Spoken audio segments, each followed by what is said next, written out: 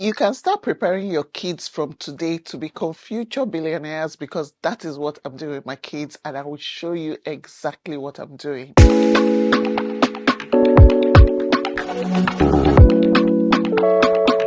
Hello guys, welcome back to my channel. If this is your first time, you are welcome. Please click the subscribe button because this is a new channel and I am so excited that you are here.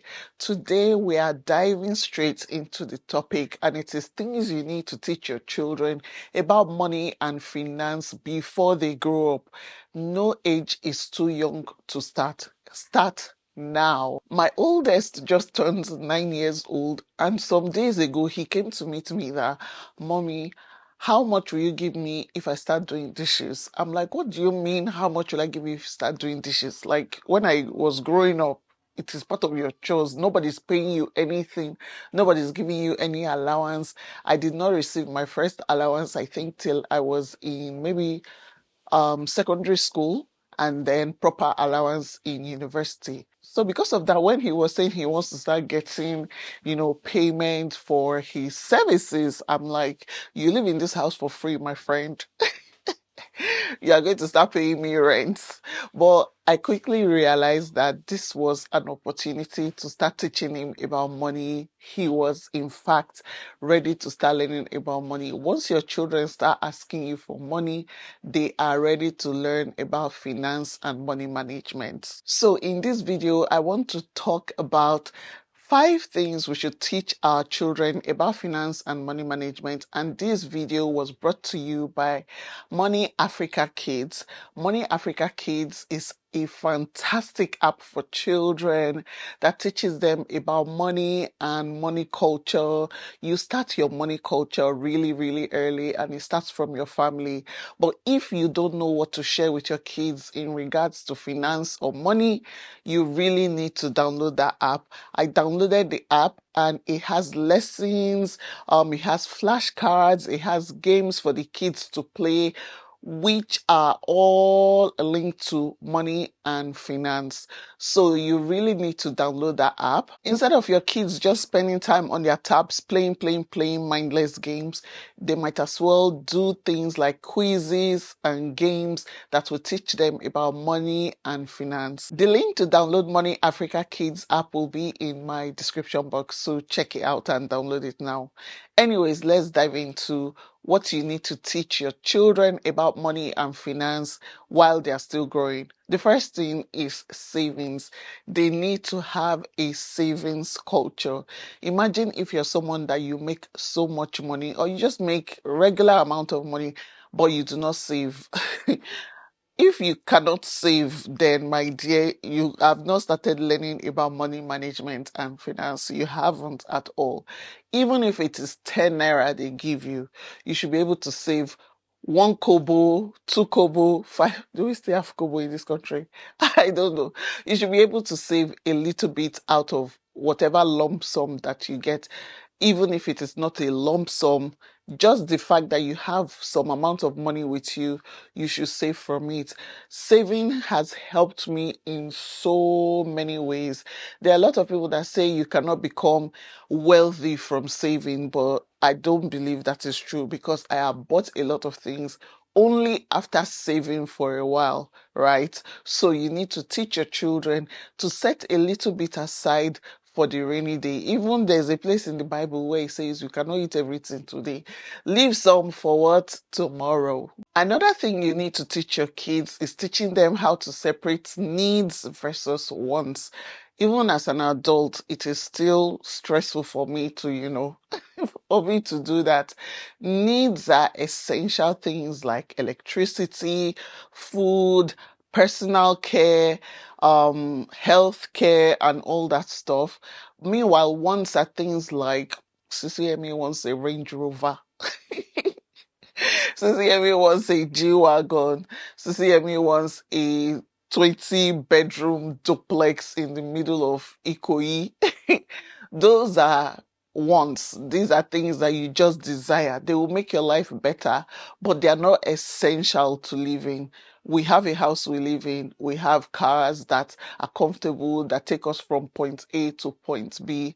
So those are needs, but it becomes wants when, when it becomes luxury, when it's extravagant, and when it is not essential to your daily life. So you need to teach your kids the difference between those two: needs versus wants. You can even do a quiz with them. Tell them food, shelter, clothing, games, snacks, treats, and tell them to divide it into needs versus wants. Let's see what answer they're going to give to you.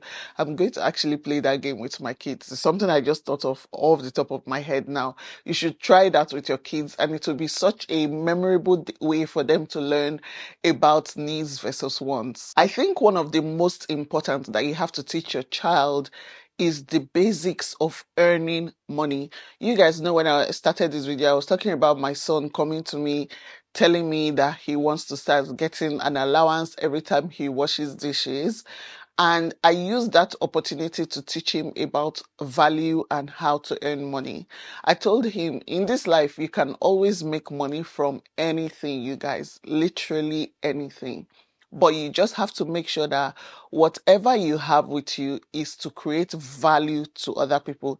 If you are providing a service, it should be a service that creates value. If it is a product that creates value to people. That way you will never, ever, ever lack. Knowledge is value.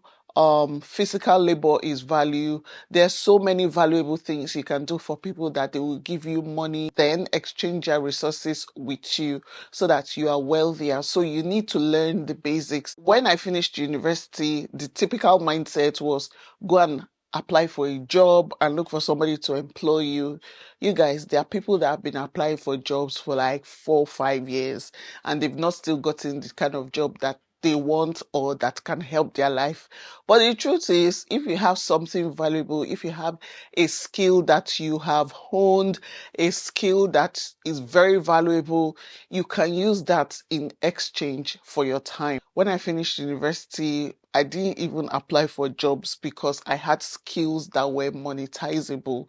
I monetized all my skills. I had skills in writing. I had skills in reading. You guys, those things are skills. I wrote for newspapers and magazines and I earned money from those things.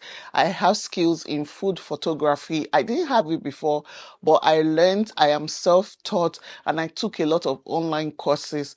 You need to invest in making yourself more valuable, which is one of those things I'm teaching my children, how to make yourself more valuable so that you can understand the basics of making money. That is the only way you are going to be able to make money. If you have something valuable that you can offer to others, it is the reason why an employer is looking for you in the first place, because they need somebody with a particular set of skills. So you need to work to make yourself more valuable so that you can have more of what you want, more of the kind of life that you want. I'm teaching my children that it is not just one way to enter the market. That is like a Yoruba proverb saying like there's not just one way to enter the market. There are so many ways to make money. It is not just by going to school and finishing and getting employed.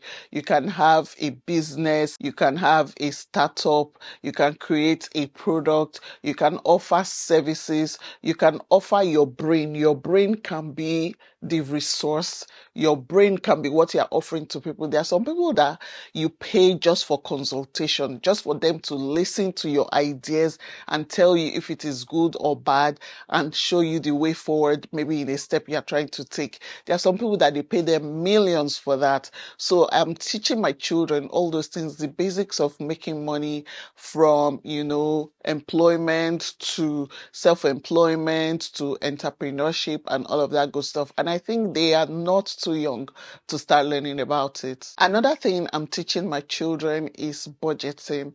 Budgeting is a big part of life. Not everybody has the luxury of just spending la without caring what they have in the bank. A lot of us, we have an amount that we set aside each month and we say, okay, this money goes to food, we allocate this money to rent, we allocate this money to school fees. Like, it's just a necessary part of life. And the earlier they start learning how to budget, the earlier they're going to learn financial management and how to just manage their money in general. You can give them maybe 500 naira. Well, 500 naira is too small in this economy. You can maybe give them 5,000 naira and tell them to allocate it for a week. It will also teach them to appreciate the value of money, because you can't just spend everything at once. So today they might spend 500 naira on ice cream. Tomorrow they spend 500 naira on a crayon that they want. And, just teach them how to budget for important things and events in their lives. Another thing I'm also teaching them is the importance of giving back. In all of this, it is important to give back, no matter how little it is, you guys. It can be 10 naira, it can be 500 naira, it can be 5 million. You can always give to people that are less opportune, give it to charities. We have a lot of orphanages, we have a lot of people that are on the streets begging, and we also have a lot of people around us that are not as well to do as we are, and we can give back to them, not just by giving money. You can give them opportunities, you can give them things like resources, you can teach them skills that can help their lives be better. The important thing is just to teach them how to give back from what you have. These are the things I'm teaching my children from now on about finance and money management. I want to know in the comment section if you've started talking to your children about money, and if when you were growing up, money conversations were a thing that you guys had. Growing up, my parents taught me about money management, savings culture, budgeting, and all that good stuff. And this is something I am hoping to pass to my kids as well, by teaching them from a very early young age that it is possible to be financially aware and financially literate. I hope this is something you guys will be taking on board as well. Thank you for watching this video. If you enjoyed it, click the like button, subscribe. I will see you in my next video.